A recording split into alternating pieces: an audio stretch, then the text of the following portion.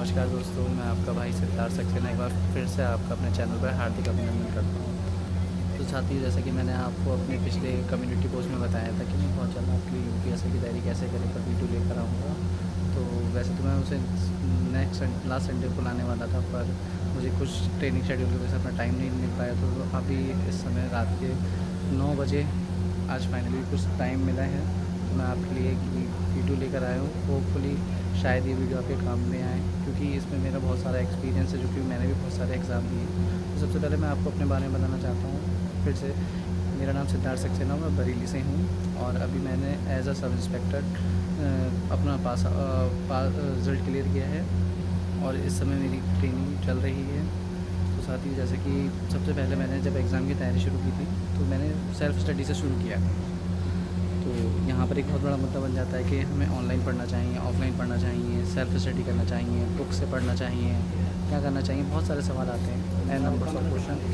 But कभी कभी हम बहुत कंफ्यूज हो जाते हैं, क्योंकि अगर हम किसी ऑनलाइन बैच को देखते हैं तो वो कहते हैं 499 में दरोगा बने, और अगर हम किसी कोचिंग सेंटर में जाते हैं तो वहाँ पर भी ऐसे ही विज्ञापन होते हैं। पर एक्चुअल में क्या होता है वो मैं आज आपको बताना चाहूँगा।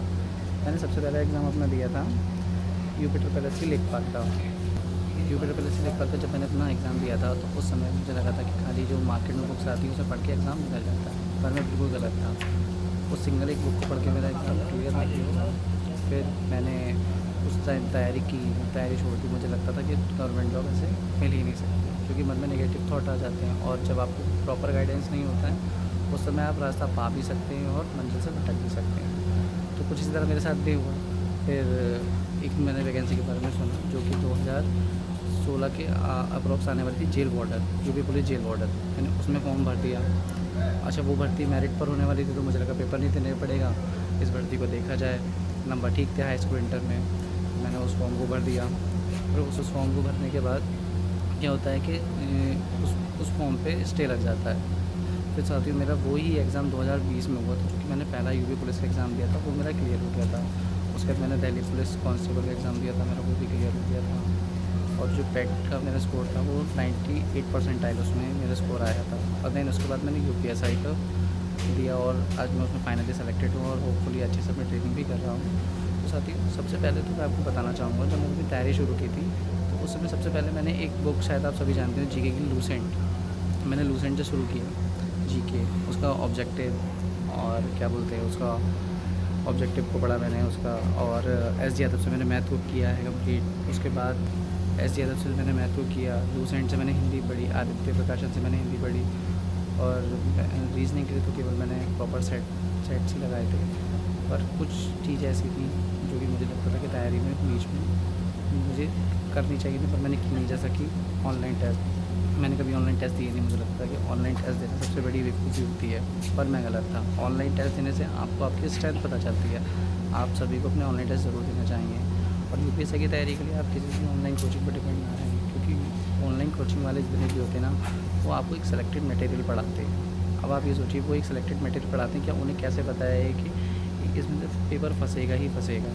वो सिर्फ एक अनुमान पर आधारित है। जब पेपर फंस जाता है तो अगर एक क्वेश्चन भी फंस जाता है तो वही कहते हैं कि सारा पेपर उनके पास से आ गया, और नहीं फंसता है तो वही कहते हैं पेपर आउट ऑफ सिलेबस था।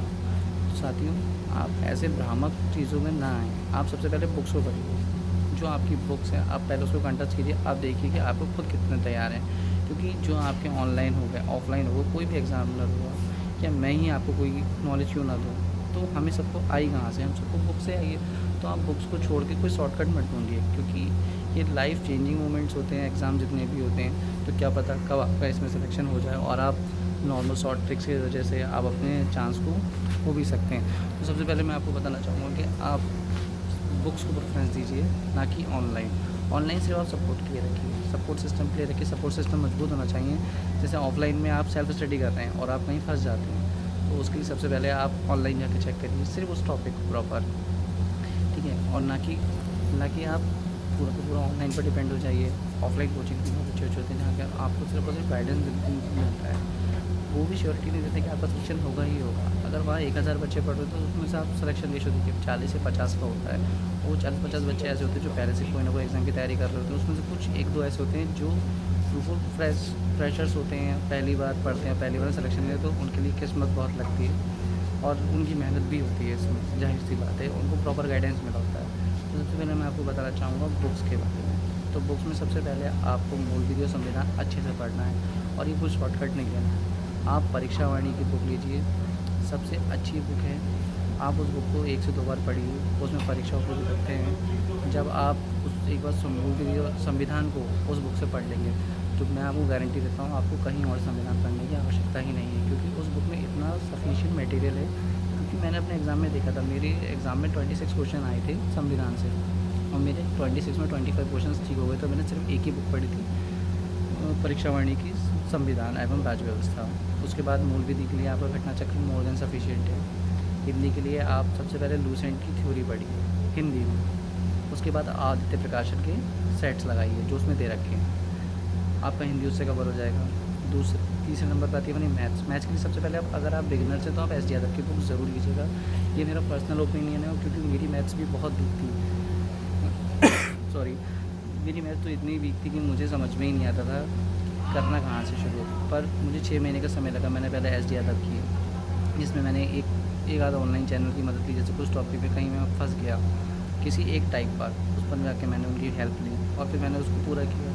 एस डी यादव की बुक पर मैंने कम से कम 3 से 4 बार लगाने का, जब मुझे लगता था कि मैं सवाल पहचानने लग गया हूँ। क्योंकि मैथ्स में ये होता है ना कि आपको सवाल पहचानना आना चाहिए। एस डी यादव ऐसी बुक है जो आपको सवाल पहचानने में आपकी हेल्प करेगी। दैन उसके बाद मैंने राकेश यादव बुक लगाई और ऑनलाइन टेस्ट तो मैंने लगाए थे। और रीजनिंग के लिए मैं कहूँगा तो रीजनिंग के लिए आप सिर्फ प्रीवियस ईयर क्वेश्चन पेपर लगाइए। आपको हर एक टॉपिक की नॉलेज ज़रूर होनी चाहिए कि वर्बल में कौन सा है, नॉन वर्बल में कौन सा है, एनालिटिकल कौन सा है, logical reasoning, Venn diagram, DI, आपको सारे टॉपिक्स पता होने चाहिए।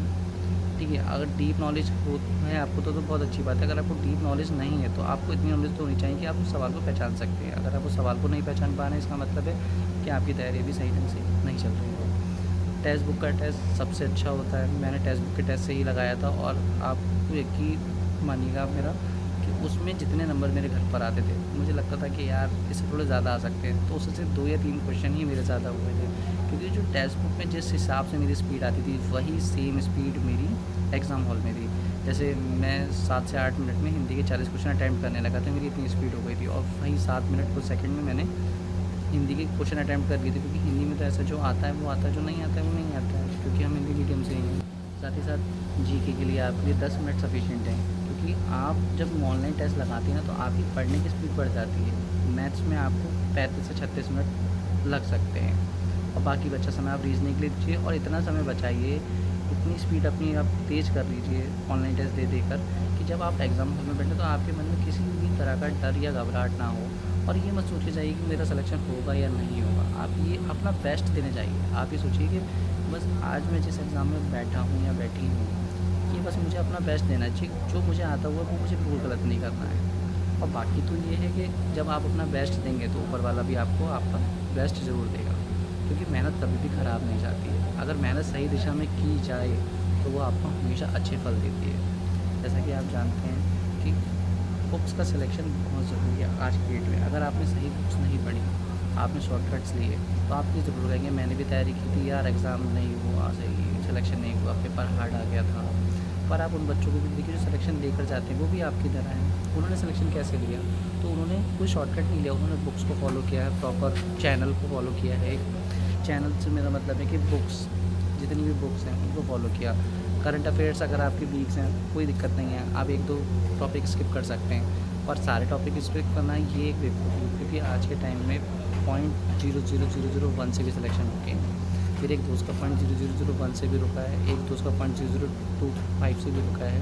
तो सिलेक्शन के लिए एक एक क्वेश्चन इंपॉर्टेंट है। अगर आप हर टॉपिक से एक एक क्वेश्चन छोड़ देते हैं तो आने वाले टाइम में हो सकता है कि आप पेपर से ही बाहर हो जाएँ, आप अपने सिलेक्शन से दूर हो जाएँ। तो साथियों ऐसी गलती कभी ना करें और आप पूरी बुक्स फॉलो कीजिए। आपको कहीं दिक्कत आती है तो उसके लिए मैं हमेशा आपके साथ हूँ, क्योंकि मैंने भी बहुत सारे फेलियर्स देखे हैं। जैसे जेल वार्डन मैंने क्वालिफाई कर लिया था, बट मेरी रनिंग फेल हो गई थी। दिल्ली पुलिस कांस्टेबल मेरी RT-PCR रिपोर्ट नहीं आ पाई थी, तो इस वजह से मैं रनिंग नहीं दे पाया था। पर UPSI में फ़र्स्ट टाइम मैंने पेपर दिया, फ़र्स्ट टाइम में क्लियर, कोई कोचिंग नहीं, सेल्फ स्टडी से मैंने किया। सिर्फ मैंने मॉक टेस्ट लगाए टेक्स्ट बुक के, मैंने लगभग 200 से 300 मॉक टेस्ट लगाए होंगे, अलग अलग, ऑफलाइन ऑनलाइन सभी तरह। मॉक टेस्ट ज़रूर लगाइएगा। मॉक टेस्ट से क्या होता है, आपको अपनी एबिलिटी पता चलती है। बाकी आप सभी खुद समझदार हैं कि आपके लिए क्या बेस्ट है, और ज़्यादा ऑनलाइन पर डिपेंड मत रहिए। आप एक बार बुक्स को जाकर देखिए, बुक्स ही आपका सिलेक्शन करवाएँगी, और अगर आपने एक बार बुक से पढ़ लिया, तो अगर आप ऑनलाइन कुछ भी पढ़ते हैं तो आपको सब कुछ समझ में आएगा, आपको कुछ भी नया नहीं लगेगा। बाकी अभी के लिए मैं अपने इस वीडियो को यहीं विराम देता हूँ। मिलते हैं हम मेरे अगली वीडियो में। अगर आपको साथ ही कहीं कोई दिक्कत आती है, कहीं कोई समस्या आती है, तो आप मुझे कमेंट कीजिएगा। बाकी अगर बुक्स की डिटेल जानकारी आपको चाहिए तो आप मुझे बताइएगा, मैं आपको प्रॉपर बुक्स, उसके अंदर कौन-कौन से टॉपिक इम्पोर्टेंट हैं, सभी मैं आपके लिए लेकर आऊँगा। धन्यवाद। जय हिंद, जय भारत।